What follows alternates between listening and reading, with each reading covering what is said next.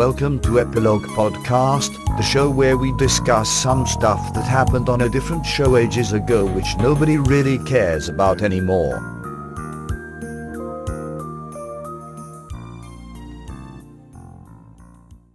Hello, I'm Portponky. And I'm LeBloc. Today, we're discussing Deep Space Nine, Season 6, Episode 26, Tears of the Prophets. And this is the season finale. Against the advice of the Prophets, Sisko leads an assault into Dominion territory, losing a great deal in the process. The return of Dukat. Yeah, he's annoyed everyone so much that basically nobody respects him anymore. It was kind of sad. He only has himself to blame. Sure, but I remember the days when Dukat would command any space he was in. Why am I wistfully talking about a tyrant? He's still very commanding, just people know that he's a bit of an odd one. He's still got that voice. As long as he has that voice, he'll always have presence. People still listen to him, they just don't believe him. So, what did you think of this one, by the way? It was really good. I enjoyed it. Nice way to close out the season. There was some shocking stuff here, and we'll get to the most shocking thing. Well, it wasn't shocking for you. You knew it was going to happen. And then the ending leaves you wondering what the heck is going to happen next season. They wanted to kick up the dirt a little bit. So, by that, I mean they wanted to ramp up the difficulty for the final season. At least that's what it feels like. I must say, I'm not a huge fan of this one. Mostly because I feel the second half is pretty rushed. I'm surprised because I think this episode has the best space battles, and I know how fond you are of those. Oh, the assault on the orbital weapons platforms is very cool. Lots of zip zapping and kamikaze Jem'Hadar guys, people getting blown to bits. That's all good. I just think they crammed a bit much in to this one. So you didn't like the pacing? Is that where you're getting at? Just towards the end, it's Dax gets offed, and then they say goodbye. There's a quick funeral, and Sisko says, "All right, I'm off." These are all fairly significant plot developments. They should be given a little bit more space to develop. Especially the death of a main character that has survived for 6 seasons.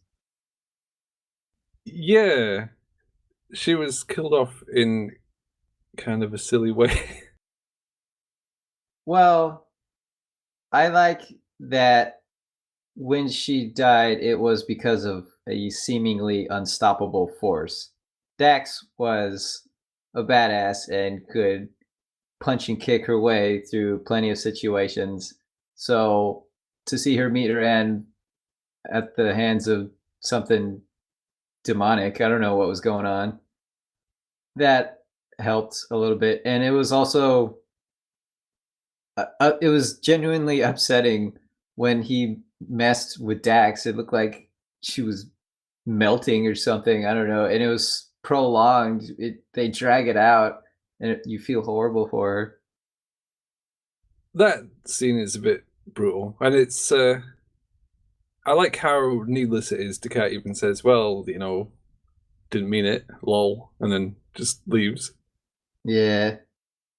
When I said her death was silly, I really meant her actually dying death scene later on, where she's still alive just in time for our heroes to get home and dramatically see her pass away.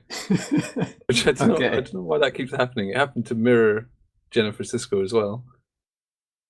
It was weird to me because Bashir said there was nothing I could do. Yeah. So it sounds like she's already dead. And then we cut to her awake and conscious on a bed. And you think, wait, did he really do all he could? What's going on here? It seems like he just gave up. Surely there's something he could still be trying. She's still alive. Put her in stasis until you figure it out. Well, yeah, that's what they've done before, but no, apparently he's just tried every possible thing. She was actually already dead, and those were just sounds escaping her from her insides moving. That's horrible. That's called being alive. If that happens, that's talking. It's a deadly result of being alive. The whole point of that is because they want it to be dramatic passing. I think they missed a chance though, because there's lots of points, especially in a war, where people can die and the heroes just aren't there, you know? They just miss it. Like what happened with Munez. So in this episode, they were talking to Martok, and then all the Klingon ships were getting blown up. Every time they radioed to Martok, you always think, is he still going to be there? Or is that just him done? Because those ships were getting trashed. So you wanted Dax to die sad and alone.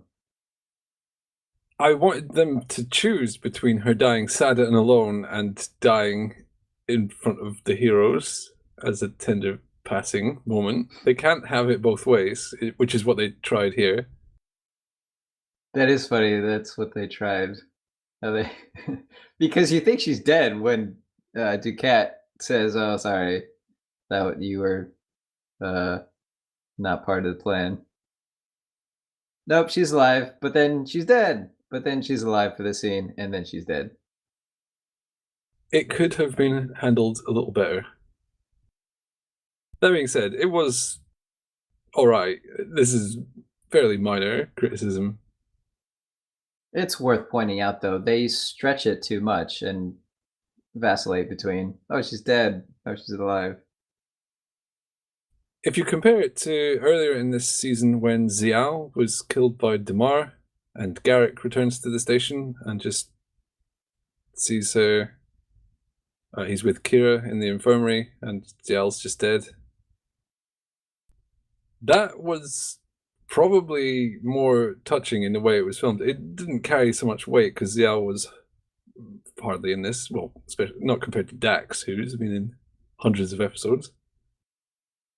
But I felt like Xiao's death did a better job of highlighting the senselessness of war than compared to Dax's death. I agree with that. And then Cisco ran off home. Felt that was also kind of quick.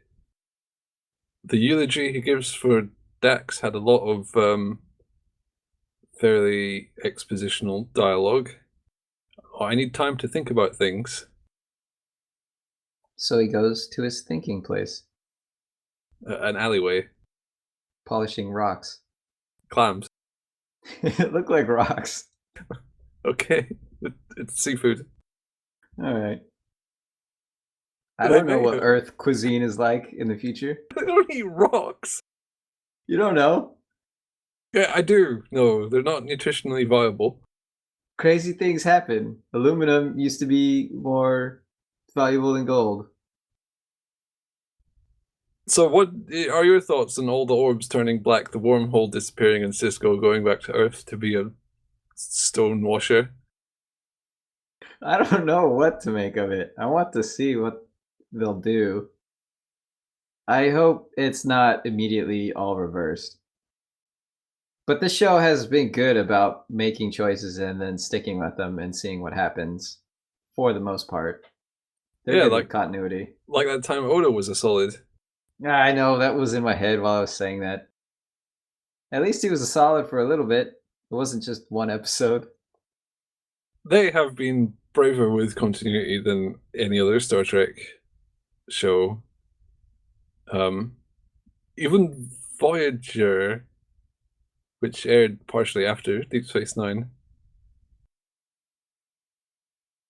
You made a prediction last season finale that Dax was going to die. I thought it would be as a result of the war, though, not. And I thought it would happen in the opening of the season. True, but you're not far off. There were so many hints that she was going to die in the beginning. So it's pretty cool that they lead you to thinking that she's going to die. She doesn't die. She comes close to dying in that desert area. I thought she was done for there. And then you go all these episodes without incident, and then bam, she's dead. What was the other one? Change of Heart, where Worf and her are trapped in the jungle and she's bleeding out. Oh yeah, that's another good one. So I like that they played with us. That they thought we're going to make you think she's going to die. Spoilers, she does. It's funny you interpret it like that because they didn't actually know she was going to die until Oh, just a few episodes before the finale because she wanted to leave the show. Well, she didn't want to leave the show, but there's a bunch of politics involved. So they had to kill her off. She's the safest character to kill off because she's a Trill. You can put the I forget the symbiont in another person, and then bam, new character, but kind of the same character, but not really. Do you think this will happen? It seems pretty safe. Fair enough. They probably should have killed her off in the jungle episode. That would have been a lot better. It could have sent Worf into a spiral of self-destruction and angst that could have lasted to the end of the show. He rivals Cisco in rageaholism. But But there it would have had more impact because it was a mission and it didn't seem so random. I like the random aspect. Actually, yeah, that makes more sense. That's what I was saying earlier. If she were going to die, it should be something random because she's smart and capable. So a random thug with a blaster shouldn't take her out. I just think it's boring if you give a really super heroic Starfleet hero a hero's death in the line of duty being a hero. All the time, yeah. Why can't they just forget to look both ways before they cross the road and get run down by a steamroller? Just like anyone else could. Because she's not an engineer. Okay. Well, my point is, the character's death should cut them down, not build them up even more. There was a fair bit of Martok in this episode. I don't really have anything to say about it, but I really like Martok, so I'll bring it up anyway. I want more Martok yelling at Romulans. Oh, the Romulans were there. They're always fun. They're so arrogant. They are fun, and that scene made me wonder why they don't show up more often. Because they're super secretive. Oh, that's by their choice. They don't like to show up places. Well, they're super arrogant. They look down on everyone. Why would they turn up? Oh, that makes sense. Why, They're the why guys. dame DS9 with their presence? Yeah, they're the guys that are too cool to turn up at the party. They probably should use them a bit more than they do. They've been in a few episodes. But I think if they used them all the time, they would get a bit tiresome. I like how special they feel when they show up. So maybe they're doing the best thing and using them sparingly. They're like salt. A little Okay. bit, very strong flavor. Makes your food good. Put it on everything. Put it in your drinks. And it's not so good anymore. Salt thinks it's so much better than everyone else. Sure. We saw more of the man, the legend, Vic Fontaine. A happy surprise for me. Are you a Vic Fontaine fan? I was trying to think of what Vic fans would call themselves because, fans of Justin Bieber, believers. Fans of Philip K. Dick, dickheads. Yes. Harry Potter, potheads. Wait, really? Wait a minute. Well, they could go with Vic heads, but I don't really like it, but okay. Do they need a collective term? How many are there? Yes, we are a proud group. I don't know anyone else. There's dozens of us. Vic is a character which gets quite a mixed response. Oh, do most people hate him? Some people really hate him. They say, why is there a guy singing lounge tunes? I don't like lounge tunes. And other people say, hey, cool, there's a guy singing lounge tunes. I like lounge tunes. That's not even why I like him, though. Well, he's got the whole attitude to go with it, the witty banter and the insightful sort of personal introspection. Or extrospection, because he's doing it to other people. I don't know what I'm saying. He's hip. He's a groovy cat, and he's aware that he's not an actual groovy cat. He's a hologram. Yeah, they keep bringing that up. In case you forgot. His defining feature. But it doesn't really define much about him. It was nice to see him because that episode felt like an isolated thing where even though Bashir seemed so fond of this guy and had fun there, and it seemed like a place he would visit often, you think, okay, we'll never see this character again or even hear him mentioned again. And yet here he is. And I like that sort of thing. That's the kind of continuity you're talking about. Helps it feel more lived in. Yeah. Well, it's weird if things that happen just are never referenced again. It would be as if your best friend told you about his favorite band and how he went to this concert and how great they were, but then he only told you about this one day, and then he never talked about this band or mentioned them ever again. Vic heads don't give up that easily. Nope, we're a loquacious group. Loquacious of Borg. I don't get it. Don't worry, it's not worth getting.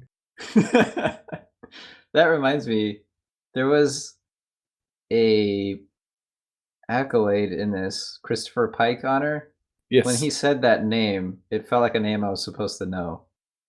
It was the original captain of the Enterprise in the pilot for Star Trek, the original series, which wasn't called Star Trek, the original series.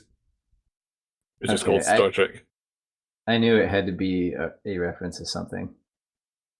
They love to do these original series references.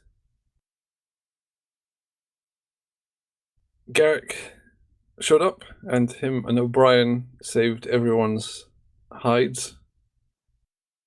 Just another day for O'Brien. Pretty much.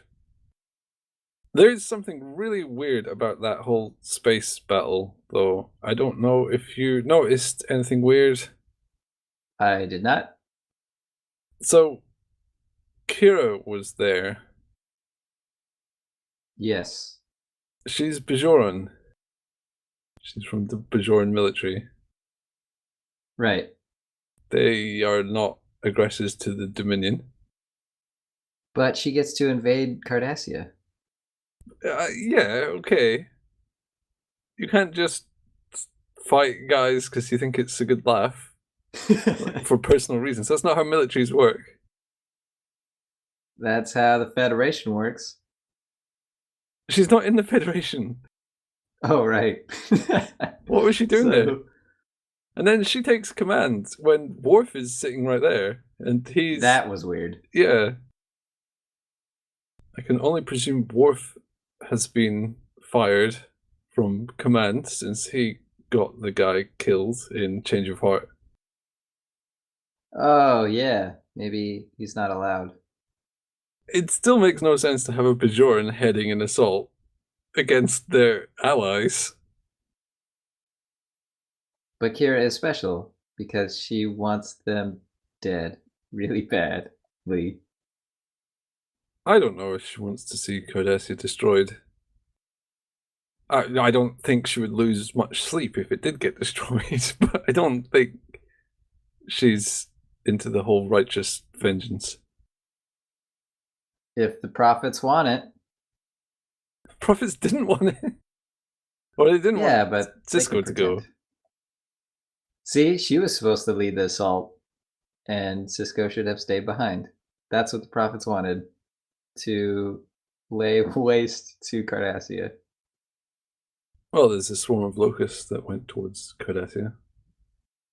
Yeah. Prophecy, which could literally mean anything that happens to Cardassia, was prophesized. I don't get what Cisco would have done if he was on the station, though. I was trying to figure that out too. What would be different? How would he know to check the orb room? They don't usually detect the Dominion teleport things.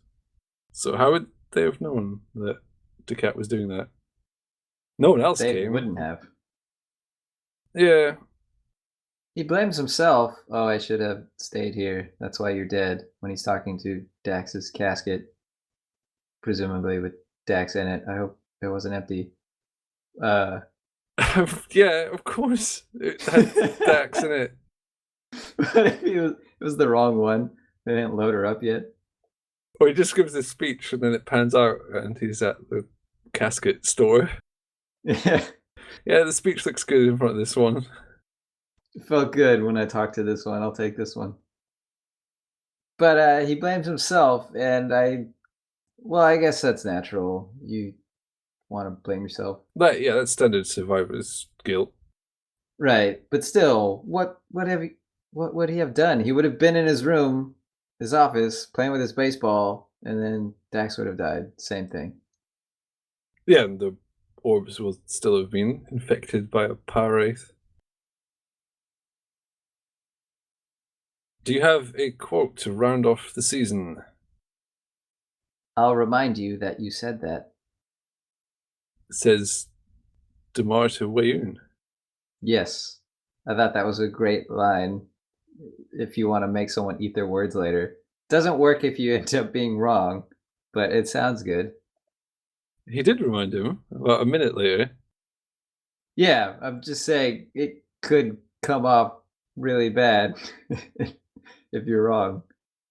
Well, even if you're wrong, you can still just ignore all your shame and remind them anyway. Hey, remember when you said Cardassians weren't very good? Well, yeah, you were right. Good job, you. You called that one. While we're talking about quotes, there was one that made me laugh, even though it's not supposed to be funny. When Worf and Dax have a moment, he says, "You are in here," and he points to his chest.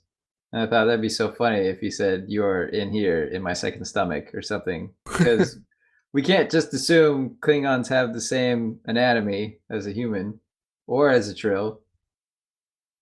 We know that their hearts are there because he stabbed his brother in the heart there. Oh, that's a great point. But is the concept of the heart being the emotional center of the body the same for Klingons? Because the fact that it is for humans makes little sense. It's completely wrong. We forced them to adopt that love comes from the heart. It seems that way. They could just as easily have chosen something else, a leg or something, the throat. It's part of the rules for joining the Federation. You have to acknowledge that love comes from the heart. Good grief. No wonder the Klingons would never join. Yeah, they're not in the Federation, though. Oh, well, Worf is in the Federation, so he had to accept that. He personally admitted it. Yeah, Martok doesn't believe in that crap. Of course not. Murdoch's too awesome. Although he gave a stirring speech about love in that one episode. Yeah, it was actually romantic, unlike Dax and Worf saying goodbye, which was quite cheesed up. This was the season finale, so we should think back about all the fun we've had with season 6 and comment on that. This is an awesome season. It's probably my favorite season. So far, Yeah, 7 could blow me away. Who knows? But 1 through 6, I'm picking 6. it's a fairly safe choice. There was a plethora of good episodes and not very many bad ones. Although I did have one of my least favorite episodes ever. Well, let's get on to favorite episodes. Do you have a favorite? It was so difficult to choose here, but I went with In the Pale Moonlight. That's the right answer. Okay. That episode was voted as the top Star Trek episode of all time. Top Star Trek, not just Deep Space Nine. Across all series. Wow. It's a very highly rated episode, and rightfully so. It's an exceptional episode, and it does things differently and challenges a character's ideals, and he has to make these choices and discover things about himself that he doesn't like. It's so good. If you're going to choose that one, then I'll choose Far Beyond the Stars just to balance it out, because it's another top-notch episode. I love that one as well. That's a great example of how to serve your long-term audience and then yet tackle a difficult subject at the same time and have some fun at the same time. It's, yeah, great stuff. Those two were probably the standouts, but there were plenty of other good episodes along the way, which in other seasons would have been contenders for the top. Let's talk about the bad episodes. Really bad episodes. So that's a fairly obvious choice. Prophet and Lace. Yes. That one was terrible. It's often voted the worst episode of all Star Trek. How weird that the best and the worst are in the same season. The highest highs and the lowest lows are so close together. That episode, Prophet and Lace, being in this season makes as little sense as Duet in season 1. It's probably even more jarring than that. Yeah, it's not a direct one-to-one inverse relationship, but they still don't make any sense. Duet was just a lucky roll of the dice. They had all the elements, they just didn't know how to put them together, and they got it right. Whoops. Seemingly by accident. But Prophet and Lace, they know what they're doing. How did this happen? Who is your MVP for the season? Cisco. It's Cisco. Yes, Cisco. For winning a bunch of battles. Yes, and he's the star of the 2 episodes that we named the best. And he carries those episodes as well as others in the season. Some might say he's the main character. Some might say that. And they would be right. I'll have to choose Garrick because he saved the Alpha Quadrant numerous times.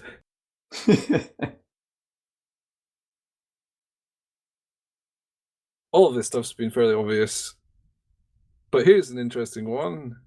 Who's the least valuable player, LVP?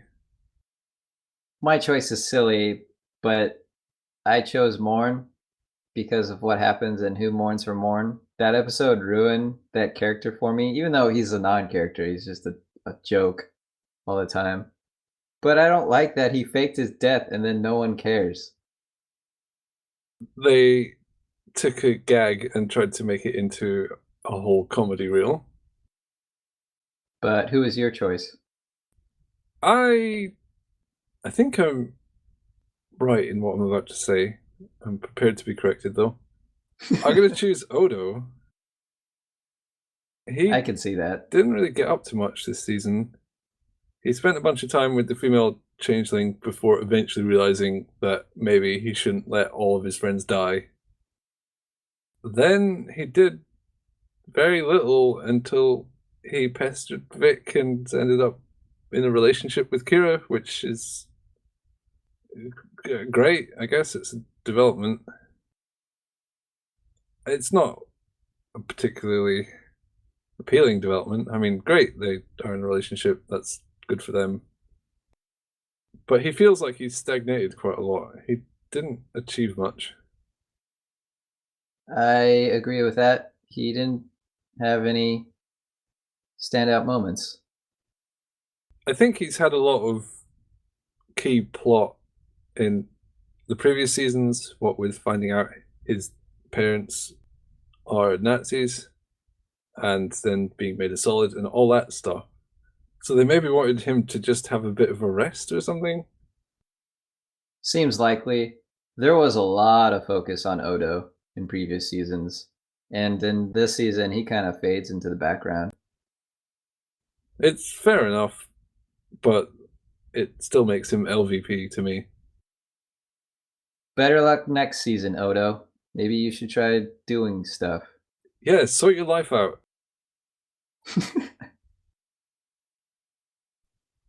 And finally, what are your hopes, dreams, and most tantalizingly, predictions for the next season? I want them to really shake things up. It's the last season, but I don't know if they knew that going in. Regardless, Yes. they did know. Okay. So then I really hope they went for it and the last season is crazy. DS9 blows up. Everyone dies. So you want a hard-fought war? Yeah, I want real stakes. Stakes? I'm not hungry. What am I saying? I want real problems and crazy things to happen. Any other predictions? Well, I said earlier that there will be a new Trill. That seems like the safest prediction. A new Dex? Yeah, because Bashir said, he pointed out specifically, I saved the symbiont and we need a Trill. So I'm sure that'll be the season opener. He said he would post it back to Trill and he'd make sure it was signed for on delivery. Any other predictions? I'm trying to ring you for predictions because it's our last chance for Star Trek predictions. Odo and Kira break up. Yeah, okay. Yeah, I don't even care. I didn't care as I was Yeah. saying that. If it comes true or not, what does it matter? Well, we'll have to see how much of this comes true and if they really will have to fight hand over fist to beat the Dominion, or not, if it has an uncharacteristically dark ending to the show. Who knows? I would simultaneously love and be really sad about that. Well, yeah. This is the darkest Star Trek. So I think that's it for season 6. Let's move on to season 7. It's our last moving on of Star Trek. It's true. We're coming up to the end, but the battle continues, so don't get teary-eyed just yet. Too late. Can I push the tears back in? Yeah, just poke them in with your fingers. It'll work just fine. All right. Okay, let's go on to the next episode. Yay! Bye! Bye.